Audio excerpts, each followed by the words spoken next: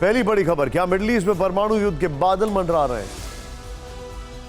यह पहली बड़ी खबर हम आपको बताने वाले हैं। गाजा युद्ध के बीच तुर्की इजराइल में न्यूक्लियर टेंशन क्यों आई? दूसरी खबर, बाइडेन ने जिनपिंग को ऐसा क्या कहा जिससे अमेरिका चीन में तनाव कम होने के बजाय और बढ़ गया? तीसरी खबर, बाइडेन जब जिनपिंग पर बोल रहे थे तो ब्लिंकन बेचैन क्यों दिखे? उनके 2 वीडियो की क्या चर्चा है, क्यों वो सुर्खियों में है? चौथी खबर, गाजा युद्ध के बीच ताइवान पर तकरार क्यों बढ़ी है? एक मुलाकात के दौरान विश्व युद्ध की ओर बढ़ते 3 कदम दिखाएंगे। और पांचवी खबर, अल शिफा अस्पताल हमास का ठिकाना या इजराइल का प्रोपेगेंडा? यहां मिले बॉक्स की सच्चाई क्या है? लेकिन सोचिए जरा, 41वां दिन है युद्ध का, 41 डेज। हम आपको जो वॉर रिपोर्ट दिखाने वाले हैं, आज सोचिए क्या क्या हुआ। 41 दिन पूरे हो चुके हैं। हमास इजराइल के बीच जो जंग चल रही है वो हर दिन और विध्वंसक होती जा रही है। गाजा से लेकर वेस्ट बैंक तक पूरे दिन क्या क्या हुआ, कहां कितने हमले हुए, कितने लोग मारे गए, 41वें दिन की वॉर रिपोर्ट। गाजा में हमास चीफ इस्माइल हानिया के घर पर बहुत बड़ा हमला, एयर स्ट्राइक में हानिया का घर पूरी तरह से तबाह। गाजा पोर्ट पर इजरायली डिफेंस फोर्सेस का पूरी तरह कब्जा, आईडीएफ ने पोर्ट पर ग्राउंड ऑपरेशन का वीडियो जारी किया। गाजा के इंडोनेशियन अस्पताल के पास भीषण बमबारी, हमास के ठिकानों पर इजरायली सेना ने स्ट्राइक की। उत्तरी गाजा के शेख इजलिन इलाके से आईडीएफ और फिलिस्तीनी फोर्सेस के बीच झड़प का वीडियो सामने आया। अटैक में घायल हुए एक आईडीएफ सार्जेंट की 2 दिन बाद मौत हुई। वेस्ट बैंक के तुबास में अल फर्रा कैंप में भीषण संघर्ष जारी, इजरायली सेना और हमास समर्थकों के बीच फायरिंग। उत्तरी गाजा में आईडीएफ का भीषण हमला जारी, बेतलाहिया में इजरायल ने दागे गोले, फिलिस्तीनी मीडिया का फास्फोरस बम से हमले का दावा। वेस्ट बैंक में जेनिन के कफ्रदान इलाके में इजरायली सेना पर फायरिंग, रेजिस्टेंस फोर्स ने किया हमला, शहर से बाहर जाते समय अटैक। इजरायली डिफेंस फोर्सेस का लेबनान सीमा में हमला, हिजबुल्लाह की सेल को तबाह किया, इजरायली सीमा में एंटी टैंक मिसाइल लॉन्च करने की कोशिश को नाकाम किया। यरूशलेम के पास इजरायली पोस्ट पर हमास लड़ाकों का हमला, हमले में 1 की मौत, 5 घायल, सिक्योरिटी फोर्सेस ने हमलावर को मार गिराया, कार से कई हथियार जब्त किए। लंदन में वेस्टमिंस्टर पार्लियामेंट के बाहर हिंसक प्रदर्शन, सीज फायर की मांग। गाजा में सीज फायर की मांग को लेकर सड़कों पर उतरे लोग। इजराइल हमास युद्ध का आज 41वां दिन है और अब यह युद्ध विनाशक मोड़ पर आ चुका है। हमास का समर्थन कर रहे तुर्की और इजराइल में जुबानी जंग किस कदर तेज हो गई है कि परमाणु विनाश की धमकी पर बात आ गई। राष्ट्रपति एर्दोगान ने खुले तौर पर इजराइल को चेतावनी दी, नेतन्याहू ने भी पलटवार किया। दोनों देशों के बीच यह मामला इतना बढ़ चुका है कि मिडिल ईस्ट में किसी भी समय परमाणु युद्ध की चिंगारी भड़क सकती है और यह हर एक के लिए एक चिंता का विषय है।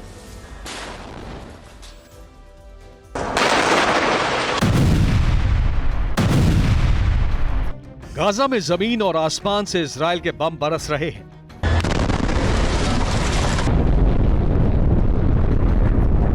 लेकिन क्या यह युद्ध मिडिल ईस्ट में परमाणु विनाश भी लाएगा?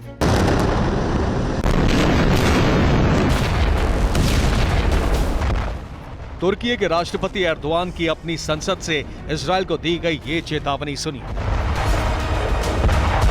İsrail, sende atom bombası, nükleer bomba var ve bununla tehdit ediyorsun. Bunları biz biliyoruz. Ve artık ecelin geliyor. Erdogan की ये परमाणु धमकी सीधे तेल अवीव को है, नेतन्याहू को है। एर्दोगान का संगीन आरोप है कि इजराइल के पास परमाणु बम है और उस परमाणु बम से वो गाजा को दहला सकता है।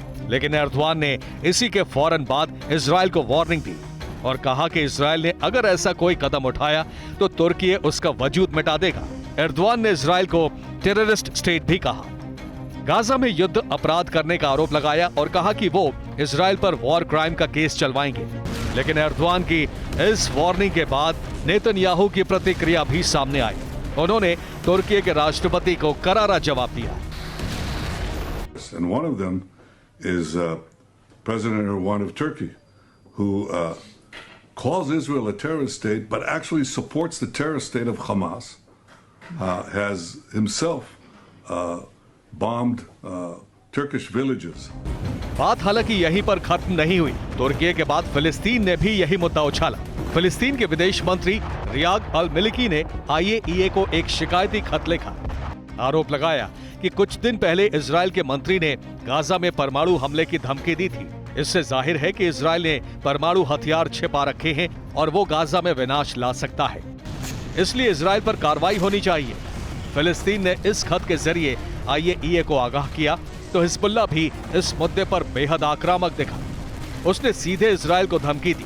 हिजबुल्लाह के deputy secretary general Naim Qassem ने कहा कि इजरायल ने ऐसी कोई भूल की तो उसे ये भूल महंगी पड़ेगी, क्योंकि हिजबुल्लाह की युद्ध तैयारी साल 2006 से भी ज्यादा विकसित और बड़ी है। न्यूक्लियर हमला करने से पहले इजरायल का सफाया हो जाएगा। इजरायली पहले मारे जाएंगे, हिजबुल्लाह इजरायल को हराकर दम लेगा।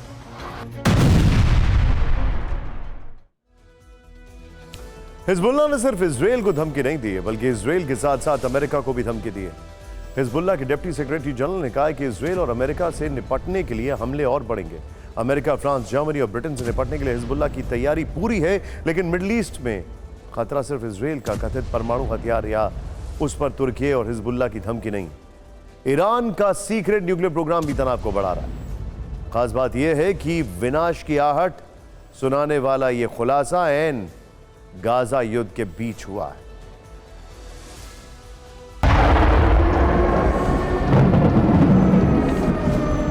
गाजा युद्ध के बीच तेहरान पर वो खुलासा हुआ जिसने वॉशिंगटन तक को डरा दिया।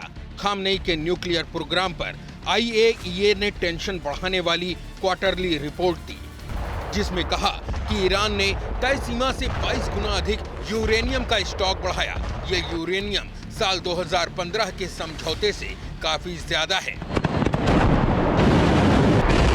ईरान के पास 3 परमाणु बमों के लिए 60% तक पर्याप्त बेहतर क्वालिटी का यूरेनियम है। परमाणु बम बनाने की क्षमता के लिए 90% प्योर यूरेनियम पार्टिकल्स की जरूरत होती है और ऐसा कहा जा रहा है कि ईरान अब इसे हासिल करने के काफी करीब है। इसे ऐसे भी समझ सकते हैं कि 2015 में समझौते के वक्त जहां ईरान के लिए शुद्ध यूरेनियम की लिमिट 202 किलोग्राम तय की गई थी, अक्टूबर 2023 तक आते आते सीक्रेट तरीके से इसमें बेतहाशा बढ़ोतरी हुई और अब कुल समृद्ध यूरेनियम भंडार 4486 किलोग्राम तक पहुंच चुका है। IAEA की ईरान के परमाणु कार्यक्रम पर यह रिपोर्ट चौंकाने वाली है। यह इसलिए भी हैरान करती है क्योंकि ईरान ने इसमें कोई सुधार नहीं किया, बल्कि उसने सारे नियमों को ताक पर रख दिया। ये तब है जब 1 महीना पहले ही अमेरिकी रक्षा मंत्रालय की रिपोर्ट में खुलासा हुआ था कि ईरान बेहद कम समय में एटमी हथियार बनाने में इस्तेमाल होने वाली सामग्री को जुटा सकता है। इतना ही नहीं, मई 2023 में एक सैटेलाइट तस्वीर से यह खुलासा भी हुआ था कि ईरान जाग्रोस के पहाड़ों के नीचे चोरी छिपे परमाणु हथियार बना रहा है और ये जगह ईरान की न्यूक्लियर साइट नातांज के बिल्कुल करीब है। मिडिल ईस्ट में ईरान के परमाणु कार्यक्रम पर खुलासे से टेंशन हाई है, क्योंकि सितंबर में ही नेतन्याहू ने संयुक्त राष्ट्र महासभा को संबोधित करते हुए चेतावनी दी थी कि जब तक वो इजरायल के प्रधानमंत्री हैं तब तक ईरान को परमाणु हथियार हासिल करने से रोकने के लिए सब कुछ करेंगे। लेकिन इजरायल ने खुद के न्यूक्लियर पावर प्लांट कैसे उसके टारगेट पर हैं, यह खबर भी चौंकाने वाली है। इजरायल में इस वक्त 2000 अमेरिकी सैनिक मौजूद हैं, जिसमें से सैन्य सलाहकार टेक्नीशियन भी शामिल हैं। और यह टीम इन दिनों इजरायल के 2 न्यूक्लियर पावर प्लांट की सुरक्षा में तैनात की गई है। पहला डिमोना परमाणु संयंत्र, दूसरा यरूशलेम से 90 किलोमीटर दूर यवने न्यूक्लियर पावर प्लांट है। हूथी विद्रोही डिमोना को कुछ दिन पहले ही टारगेट करने की धमकी दे चुके हैं। इजरायल के परमाणु पावर प्लांट को ईरान समर्थित गुटों से हमले का खतरा है, तो अमेरिका को ईरान से परमाणु अटैक का डर है। ईरान ही क्यों, अमेरिका, रूस, चीन और उत्तर कोरिया के न्यूक्लियर टारगेट पर भी आ सकता है। और साइंटिफिक अमेरिकन की एक रिपोर्ट कहती है कि अगर ऐसा हमला हुआ तो अमेरिका दुनिया के नक्शे से गायब भी हो सकता है।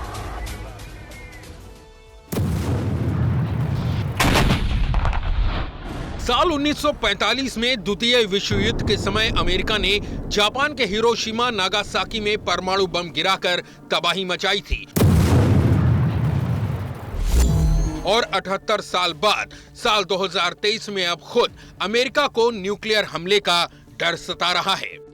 साइंटिफिक अमेरिकन की एक रिपोर्ट में अमेरिका में बड़ी तबाही की आशंका जताई गई है। इस रिपोर्ट में कहा गया है कि अगर अमेरिका पर 800 किलोटन की इंटरकॉन्टिनेंटल बैलिस्टिक मिसाइल से हमला हुआ तो यहां के 50 में से 48 राज्यों में तबाही मचेगी। सिर्फ 4 दिनों में ही 90% लोग यानी करीब 30 करोड़ नागरिक मारे जाएंगे। शेल्टर में छिपने के बावजूद रेडिएशन से करोड़ों लोगों की मौत होगी। मैक्सिको और कनाडा के कई इलाके तक रेडिएशन फैलेगा। अमेरिका को इस तरह से दहलाने की ताकत रूस, चीन और उत्तर कोरिया के पास पहले से मौजूद है और जानकार मानते हैं कि ईरान का परमाणु कार्यक्रम भी अमेरिका को ध्यान में रखकर है। ऐसे में अगर इन चारों देशों में से किसी एक ने भी इस तरह का कोई खौफनाक कदम उठाया तो अमेरिका का नामो निशान मिट सकता है।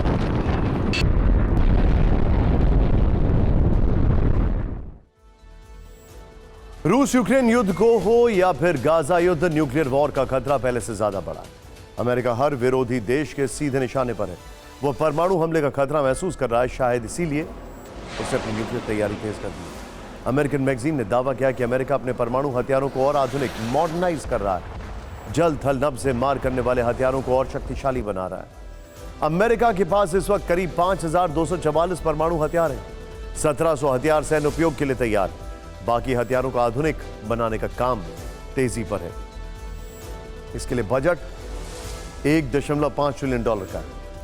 इसके बाद नई परमाणु मिसाइलें हेयर ट्रिगर्स पर लॉन्च होंगी। 450 परमाणु साइट्स के लिए $100 अरब की बोली लगाई गई। इसके अलावा परमाणु पनडुब्बी का भी आधुनिकीकरण होगा। साइंटिफिक अमेरिकन मैगजीन ने यह जानकारी दी। लेकिन इस सब के बीच में एक बड़ी बैठक चल रही थी शी जिनपिंग और बाइडेन के बीच में। बहुत बड़ी बैठक, क्योंकि अगर बात की जाए बाइडेन की तो वो एक ग्रुप से आते हैं और शी जिनपिंग दूसरे ग्रुप से। एक तरफ रशिया, ईरान, नॉर्थ कोरिया, यहां पर इजराइल, यूक्रेन, यूरोप, यानी ये दोनों एक अलग अलग दुनिया को रिप्रेजेंट कर रहे हैं। उम्मीद थी कि जो बाइडेन और शी जिनपिंग की सैन फ्रांसिस्को में मुलाकात से अमेरिका और चीन के खराब संबंधों में सुधार होगा, लेकिन दोनों नेताओं ने जिस तरह के बयान दिए, जो बातें कही, उसने दोनों देशों के बीच तल्खी और बढ़ने के संकेत दिए हैं। मुलाकात के बाद सबसे तीखा कमेंट अमेरिकी राष्ट्रपति जो बाइडेन का आया।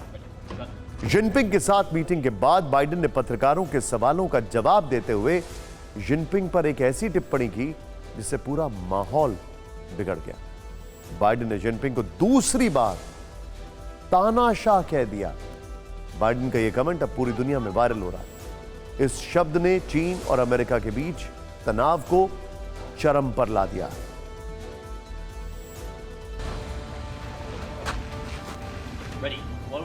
सैन फ्रांसिस्को में हुई इस मुलाकात का दोनों देशों को बेसब्री से इंतजार था। बाइडेन और जिनपिंग की मुलाकात के लिए दोनों देशों के अधिकारी कई महीनों से तैयारी कर रहे थे। मुलाकात हुई भी, दोनों नेता एक अच्छे माहौल में मिले, लेकिन फिर राष्ट्रपति जो बाइडेन की प्रेस कॉन्फ्रेंस में जो हुआ, उसने अमेरिका और चीन के रिश्तों को पटरी पर लाने की कोशिशों पर पानी फेर दिया। Well, look, he is. I mean, he's a dictator in the sense that he is a guy who runs a country that is a communist country that's based on a form of government totally different than ours. जैसे ही Biden ने Jinping को तानाशाह कहा, सामने बैठे विदेश मंत्री Antony Blinken के हाव भाव बदल गए। ब्लिंकन की नजरें फ्लोर पर गड़ गईं। वो काफी असहज हो गए। बाइडेन ने जो शब्द कहे, उसके बाद ब्लिंकन के लिए हाथ मलने के अलावा कुछ नहीं बचा। Well, look, he is. I mean, he's a dictator in the sense that he. दरअसल बाइडेन के एक शब्द ने अमेरिकी विदेश मंत्री ब्लिंकन की मेहनत पर दूसरी बार पानी फेर दिया। जब से ब्लिंकन अमेरिका के विदेश मंत्री बने हैं, वो चीन से रिश्ते सुधारने की कोशिश कर रहे हैं। ब्लिंकन इसी साल जून में बीजिंग गए थे, लेकिन ब्लिंकन चीन से लौटे ही थे कि बाइडेन ने एक कार्यक्रम में चीनी राष्ट्रपति जिनपिंग को तानाशाह कह दिया। अब देखना है कि इसका अमेरिका और चीन के रिश्तों पर क्या असर होता है।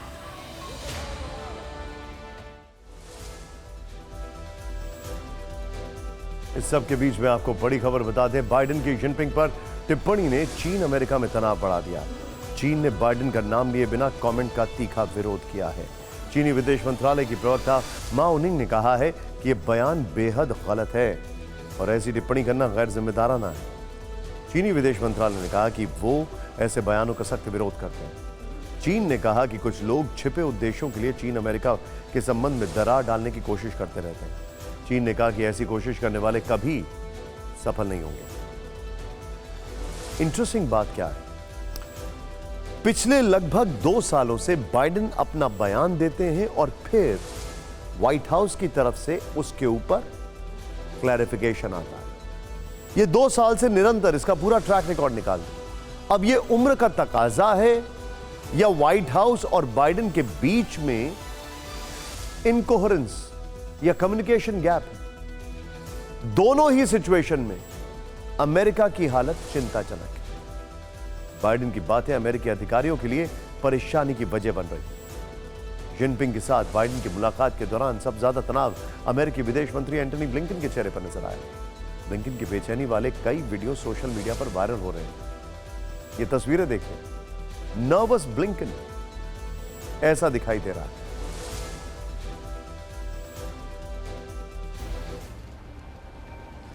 जिस वक्त सैन फ्रांसिस्को में अमेरिकी राष्ट्रपति जो बाइडेन की चीनी राष्ट्रपति शी जिनपिंग से मुलाकात हुई, कैमरों का फोकस बाइडेन जिनपिंग के साथ साथ अमेरिकी विदेश मंत्री एंटनी ब्लिंकन पर भी था। दोनों नेताओं की मुलाकात के दौरान एंटनी ब्लिंकन टेंशन में दिखे। जब जब अमेरिकी राष्ट्रपति बाइडेन बोले, ब्लिंकन के चेहरे के हाव भाव बदल गए। एंटनी ब्लिंकन की बॉडी लैंग्वेज पश्चिमी मीडिया में चर्चा का मुद्दा बन गई है। जिनपिंग के साथ बाइडेन की प्राइवेट मीटिंग से पहले का ये वीडियो वायरल हो रहा है। व्हाइट हाउस कवर करने वाले टुडे न्यूज अफ्रीका के पत्रकार साइमन अटेबा ने इस वीडियो को शेयर करते हुए लिखा, राष्ट्रपति बाइडेन कंफ्यूज दिख रहे हैं। जबकि बाइडेन की बगल वाली सीट पर बैठे ब्लिंकन के चेहरे पर तनाव साफ नजर आ रहा है। ऐसा लग रहा है जैसे वो नर्वस हैं। ब्लिंकन के चेहरे पर परेशानी एक बार फिर उस वक्त कैमरे में रिकॉर्ड हुई जब बाइडेन जिनपिंग को एड्रेस करते हुए कुछ बोल रहे थे। ब्लिंकन सांस रोके लगातार बाइडेन को देख रहे थे।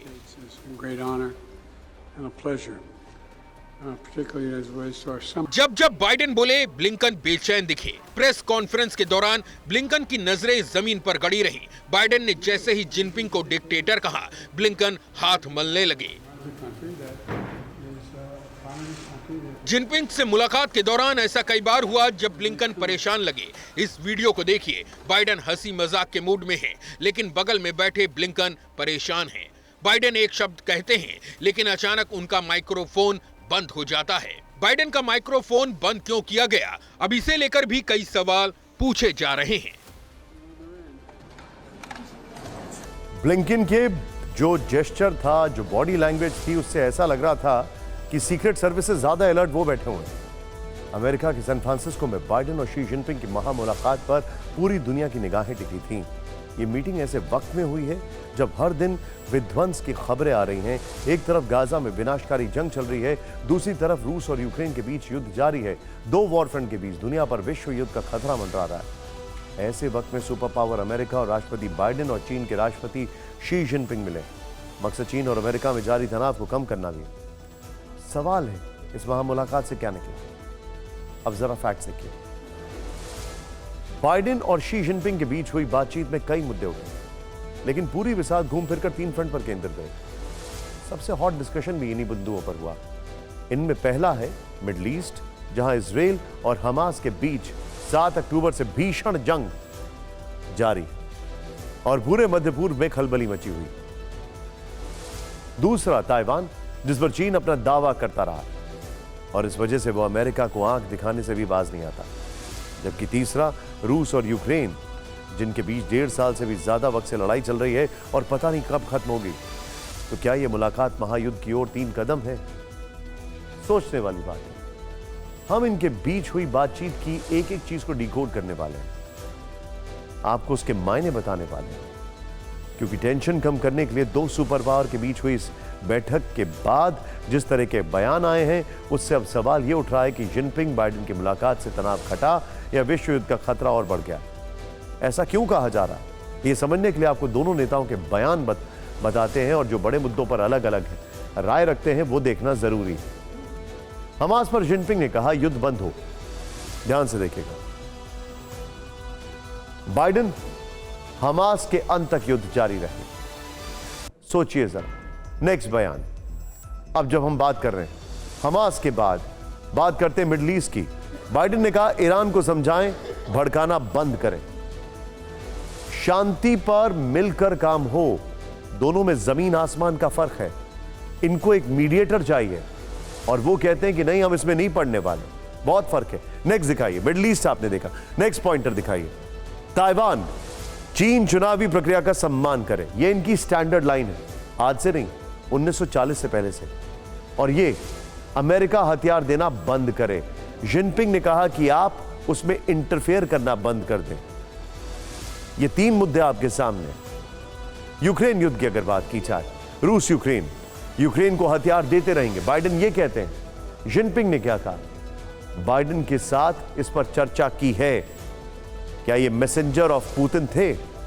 यानी जिस बात की आशंका थी मुलाकात में वही हुआ। चीन ने फिर ताइवान का मुद्दा छेड़ा तो अमेरिका ने उसे ईरान का नाम देकर आईना दिखा दिया। ताइवान और ईरान का जब मुद्दा आया तो फिर मिडिल ईस्ट से लेकर यूक्रेन तक की बात छिड़ गई। किसी भी मुद्दे पर दोनों देशों की एक राय नहीं दिखी। अब यह तय है कि अमेरिका और चीन के बीच तलखी और बढ़ेगी, टकराव और बढ़ेगा। क्या यह टकराव दुनिया को एक नए युद्ध की ओर लेकर जाएगा?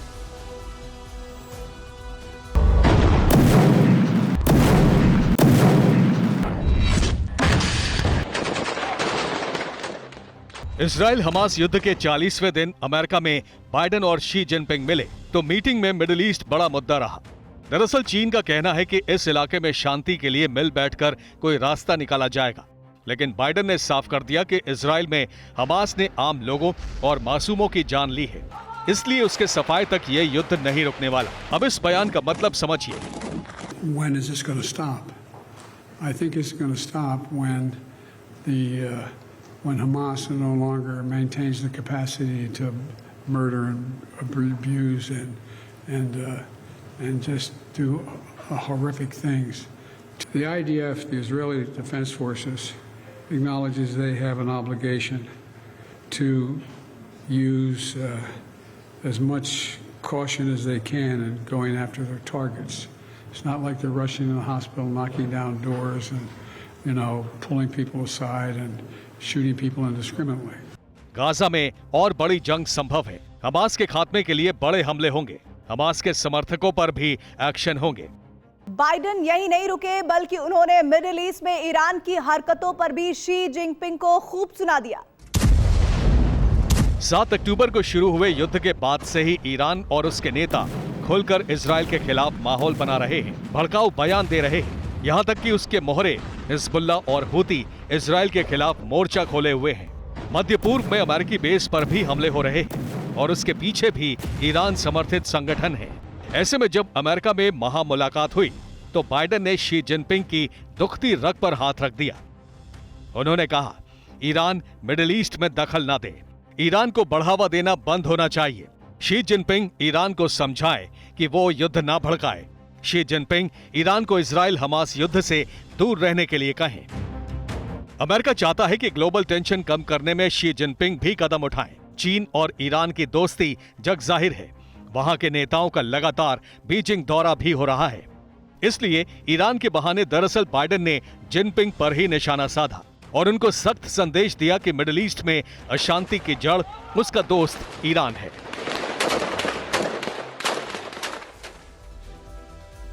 मिडिल ईस्ट के अलावा इस मीटिंग में दूसरा बड़ा मुद्दा ताइवान का रहा। शी जिनपिंग का कहना है कि वो इसे किसी भी कीमत पर चीन का हिस्सा बनाकर रहेंगे, जबकि अमेरिका उसकी संप्रभुता की दलील दे रहा है। लेकिन चीन ताइवान पर अड़ा हुआ है। इस मुद्दे पर भी दोनों सुपर पावर में कोई सहमति नहीं बन पाई।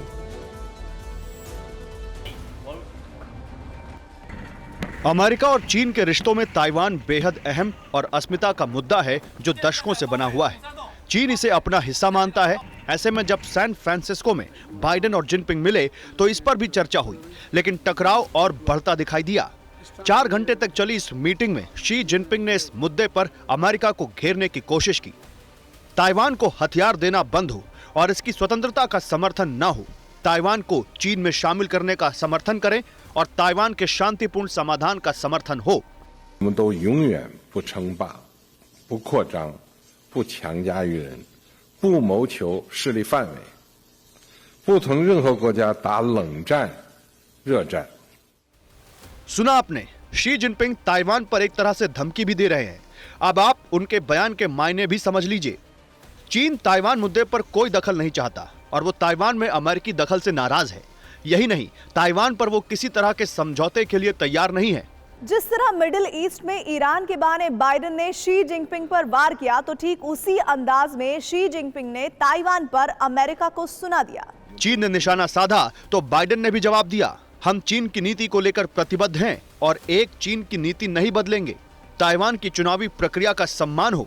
You and your administration officials have warned President Xi and China about interference in the upcoming elections. I'm wondering what would the consequences be if they do in fact interfere in those elections?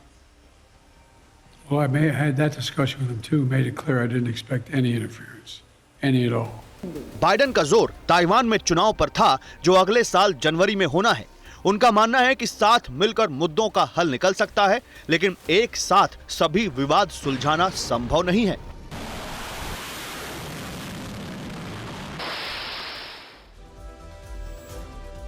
आपको बता दें कि America बार बार कहता रहा है कि अगर Taiwan पर हमला हुआ तो वो उसके साथ खड़ा रहेगा। यही बात हमेशा से चीन को चुभती रही है। इसके संकेत इस मीटिंग से भी मिले। शी जिनपिंग ने साफ कर दिया है कि वो ताइवान को चीन में मिलाकर रहेंगे। अब तीसरा मुद्दा डिकोड करते हैं। यह मुद्दा रूस और यूक्रेन के बीच जारी जंग का है। बाइडेन ने इस ग्लोबल टेंशन को सुलझाने में भी चीन से अपने प्रभाव के इस्तेमाल करने की अपील की।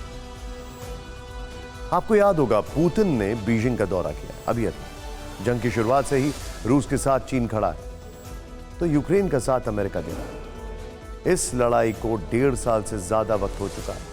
बाइडेन ने मुद्दा सुलझाने की वकालत की और कहा यूक्रेन पर रूस के हमले को चीन सैन्य समर्थन न दे। वो उत्तर कोरिया से रूस को होने वाली हथियारों की सप्लाई को रोके। हालांकि बाइडेन ने यह भी कह दिया है कि यूक्रेन को अमेरिकी मदद जारी रहेगी और वो ज़ेलेंस्की को हथियार देते रहेंगे। अब यहां पर सवाल क्या है? क्या शी जिनपिंग अपने दम पर यूक्रेन को लेकर कोई कॉल ले सकते हैं? नहीं।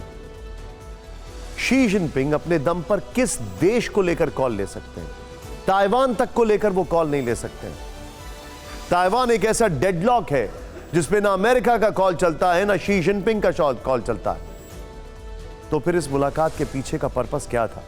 विशेषज्ञों की राय है कि जैसे जैसे डोनाल्ड ट्रंप के आने की खबरें मजबूत होती जा रही हैं या अगला चुनाव जीतने की खबरें मजबूत होती जा रही हैं या डोनाल्ड ट्रंप की पॉपुलैरिटी आगे बढ़ती जा रही है, वैसे वैसे शी जिनपिंग का तनाव भी बढ़ता जा रहा है। क्योंकि डोनाल्ड ट्रंप को चीन का धुर विरोधी बताया जाता है और शी जिनपिंग चाहते हैं कि डेमोक्रेट्स के साथ उनका तालमेल और अच्छे से हो जाए और जो कुछ भी उनको करना है तुरंत सारी चीजों को पहले एग्जीक्यूट कर दिया जाए। इस बैठक में शी जिनपिंग ने एक बड़ी बात की। अपने ओपनिंग रिमार्क में उन्होंने कहा कि धरती पर 2 सुपर पावर यानी चीन और अमेरिका एक साथ रह सकते हैं। दोनों देशों की सफलता एक दूसरे के लिए अवसर की तरह है। अब शी जिनपिंग का यह कहना, इसका मतलब क्या है? इसका मतलब है कि वो अपने आप को अमेरिका वाले पेडेस्टल पर, अमेरिका वाले जो कहा जाए एक स्टेप पर रखकर उनसे from the power of strength बात कर रहे हैं। सैन फ्रांसिस्को में बाइडेन और जिनपिंग के बीच तमाम बातें हुई, कई मुद्दों पर बातें हुई। जो खबर हमने आपको बताई, अब आपको जो खबर दिखाने वाले हैं आपने वो पहले कभी नहीं देखी होगी। पहली बार दुनिया के 2 सुपर पावर देशों के नेता अपनी कारों पर बात करते दिखे, वो भी बेहद हल्के फुल्के माहौल में। वो बातचीत कैमरे में भी कैद हो गई, जो अब चर्चा में, खासतौर से तब जब औपचारिक बात खत्म होने के बाद बाइडेन जिनपिंग को विदा करने बाहर आए। Beautiful vehicle. 这车好漂亮啊！我们红旗车国产来看一下。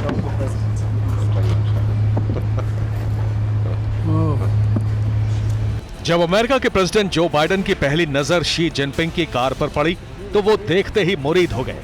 न सिर्फ मुरीद हुए बल्कि बोल उठे, ये तो शानदार है। बाइडेन की तारीफ सुनकर जिनपिंग भी बोले, ये कार होंकी है, रेड फ्लैग कार है जो सिर्फ चीन में ही बनती है।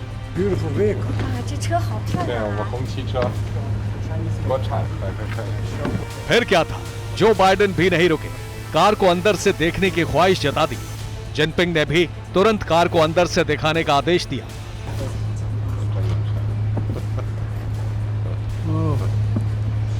दरअसल जिनपिंग चीन में बनी इस होंग की कार से ही चलते हैं। जब जिनपिंग बाइडेन से मिलने गए तब भी उनकी ये कार साथ गई, क्योंकि ये उनकी आधिकारिक कार है, जिसे देखकर बाइडेन तारीफ किए बिना नहीं रह सके। लेकिन बाइडेन ने न सिर्फ होंग की कार की तारीफ की, बल्कि जिनपिंग को अपनी दमदार कार के बारे में भी बताया। शी जिनपिंग का हाथ पकड़कर बाइडेन ने जो कहा वो सुनिए। You know what they call that car? 那每一次我到外面去，这车都跟着我，你知道它叫什么吗？ They call it the Beast. 野兽。 जैसे ही बाइडेन की बातों को ट्रांसलेटर ने चीनी भाषा में जिनपिंग को बताया, वो हंस पड़े। फिर बाइडेन का अभिवादन किया और होंग की L5 में बैठकर रवाना हो गए। Thank you. 感谢。 See you tomorrow. Thank you. मत भूलिए चीनी माल का क्या ट्रैक रिकॉर्ड रहता है। खैर, आईफोन वैसे चीन में बनता है, लेकिन डिजाइन कैलिफोर्निया में होता है। अब आप सोच रहे होंगे कि बाइडेन जिस कार के मुरीद बने उसकी खासियत क्या है और क्यों बाइडेन जिनपिंग को अपनी कार के बारे में बताते हैं। तो ऐसे में आज आपको जिनपिंग और बाइडेन की कार के बारे में जरूर जानना चाहिए। जिनपिंग के लिए बनाई जाने वाली होंग की L5 कार किसी दूसरे देश में नहीं बेची जाती, ना ही चीन के आम नागरिक इसे खरीद सकते हैं। इस कार की ताकत का अंदाजा आप ऐसे लगा सकते हैं कि यह महज 8 सेकंड में 100 किलोमीटर की रफ्तार पकड़ सकती है। करीब 19 फीट लंबी और 6.5 फीट चौड़ी ये गाड़ी चीन की सबसे आलीशान और सुरक्षित कारों में से एक है। होंकी और बीस्ट बख्तरबंद कार की एक अभेद किले की तरह है। बीस्ट जो बाइडेन की कार है और होंकी 8 सेकंड में 100 किलोमीटर की रफ्तार पकड़ती है। चेंज करें इसको जरा, ये देखिए, चीन की सबसे आलीशान और सुरक्षित कार है। बीस्ट 15 सेकंड में 100 किलोमीटर की रफ्तार, वो 8 सेकंड में। फिर कार की कीमत 6 करोड़। आईडी केमिकल हमलों को झेलने की ताकत है। फिर ये बीस्ट की हम बात कर रहे हैं, जनरल मोटर्स के कैडिलैक डिवीजन में तैयार करती है। हर हमले को रोकने के लिए इसको डिजाइन किया गया है। इस सब के बीच में अब खबर गाजा में इजराइल के उस ऑपरेशन की जिसमें चौंकाने वाले खुलासे हुए, बड़े दावे किए गए। आईडीएफ ने दावा किया है कि हमास ने अल शिफा अस्पताल को अपने हथियारों का डिपो बनाया था। इजराइल की डिफेंस फोर्सेस ने बाकायदा इसका वीडियो सबूत भी पेश किया। इतना ही नहीं, वीडियो सबूत में यह भी दिखाया गया है कि मरीजों और एमआरआई मशीनों की आड़ में बंदूक और ग्रेनेड भी छिपाए गए। इसके अलावा इजराइल का यह भी दावा है कि अल शिफा अस्पताल के अंदर हमास का हेडक्वार्टर भी बना है। आईडीएफ की माने तो इजराइल की आर्मी इस वक्त भी गाजा के अल शिफा अस्पताल में बहुत बड़ा ग्राउंड ऑपरेशन कर रही है। हम आपको इजराइल के ये दावे, वीडियो सबूत सब दिखाएंगे, लेकिन पहले वो वीडियो दिखाते हैं जिससे हमास ने बतौर सबूत पेश किया है, जिसमें दावा किया गया है कि जो हथियार गाजा के अल शिफा अस्पताल में मिले उन्हें पहले इजराइल की डिफेंस फोर्सेस ने रखा।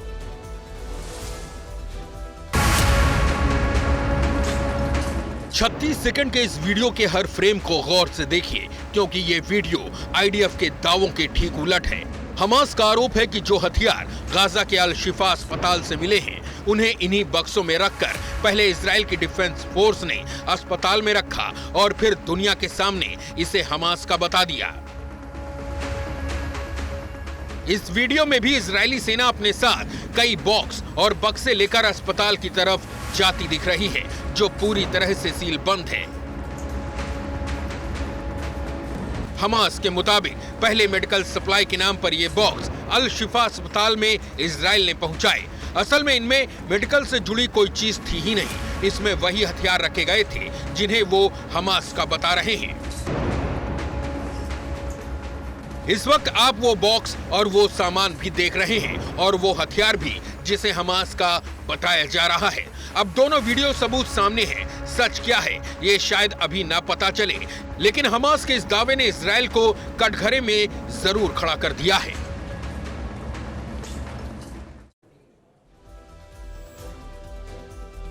हथियारों को लेकर यह हमास का दावा है, लेकिन आज इजरायली डिफेंस फोर्सेस ने भी 6 मिनट 59 सेकंड का एक वीडियो जारी किया। यह भी आपको दिखाना जरूरी है। इसमें अल शिफा अस्पताल के अंदर के सब कुछ बतौर सबूत कैमरे में दिखाया गया।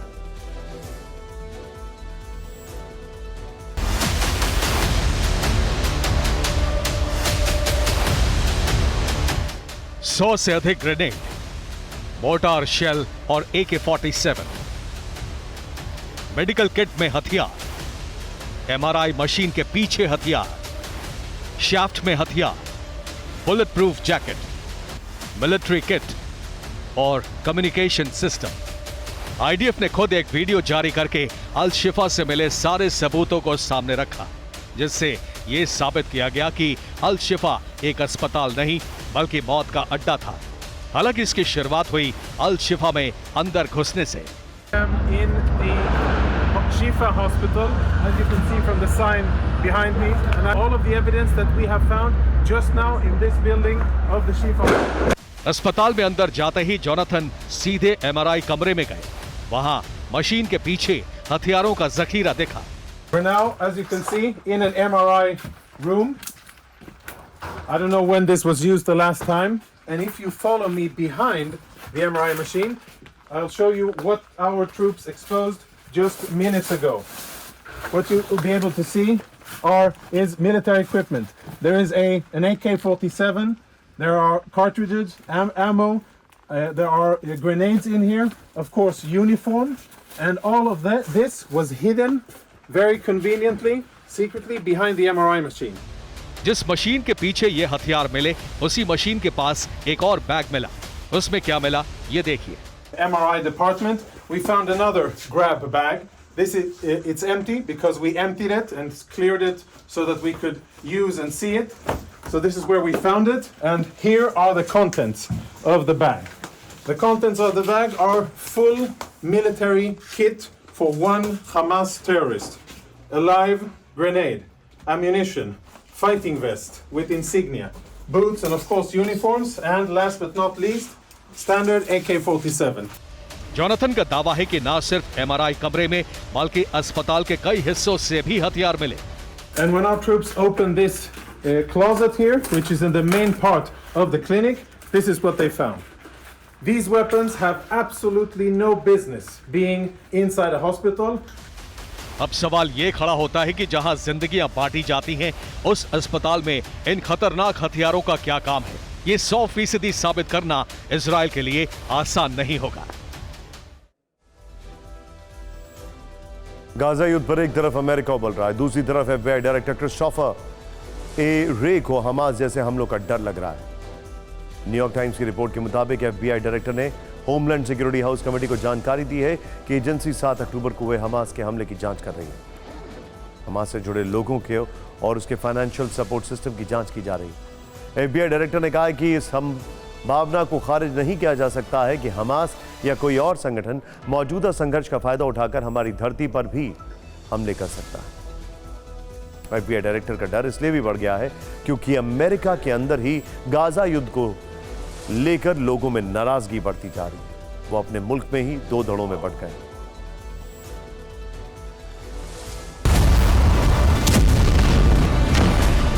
गाजा जैसा विध्वंसक मंजर अमेरिका में ना दिखे, अमेरिकी खुफिया एजेंसी FBI इसे लेकर सतर्क है। ऐसे खतरे से निपटने के लिए FBI हमास के हमले, हमास से जुड़े लोगों और उसके फाइनेंशियल सिस्टम की जांच में जुटी है। FBI निदेशक क्रिस्टोफर ए रे ने कहा है कि हमारे पास ऐसे कई सुराग हैं जो हमास, चरमपंथ और उसकी भर्ती से जुड़े हैं। हम हर सुराग को गंभीरता से लेते हुए जांच कर रहे हैं। हम इस संभावना को खारिज नहीं कर सकते कि संघर्ष का फायदा उठाते हुए हमास या कोई और विदेशी संगठन हमारी धरती पर हमला कर सकता है। FBI डायरेक्टर के बयान से एजेंसी के बाकी अधिकारियों के बीच चिंता बढ़ गई है कि अमेरिका पर भी 7 अक्टूबर जैसे हमले का खतरा है। 7 अक्टूबर के बाद यूएस हमास को कितना बड़ा खतरा मान रहा है, अंदाजा इस बात से लगाया जा सकता है कि व्हाइट हाउस की 2022 की नेशनल सिक्योरिटी स्ट्रेटजी में आईएसआईएस अल-कायदा का जिक्र था, लेकिन हमास का कोई जिक्र नहीं किया गया था। इस बार एफबीआई डायरेक्टर ने हिजबुल्लाह, इस्लामिक स्टेट और अल-कायदा का नाम लेते हुए कहा है कि हमने कई खूंखार विदेशी आतंकी संगठनों को अमेरिका के खिलाफ हमले का आह्वान करते देखा है। एफबीआई डायरेक्टर का डर इसलिए भी है क्योंकि गाजा युद्ध पर अमेरिका में भी आक्रोश बढ़ रहा है। आक्रोश का ये लेवल इतना न बढ़ जाए कि किसी बर्बर हमले की शक्ल अख्तियार कर ले।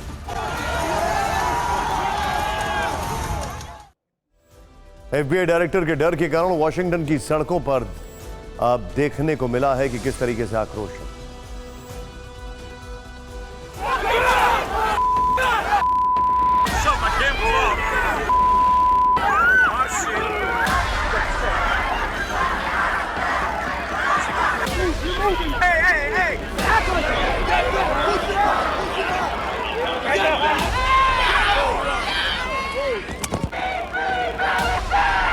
Free Palestine! Ceasefire now! Ceasefire now! Ceasefire now!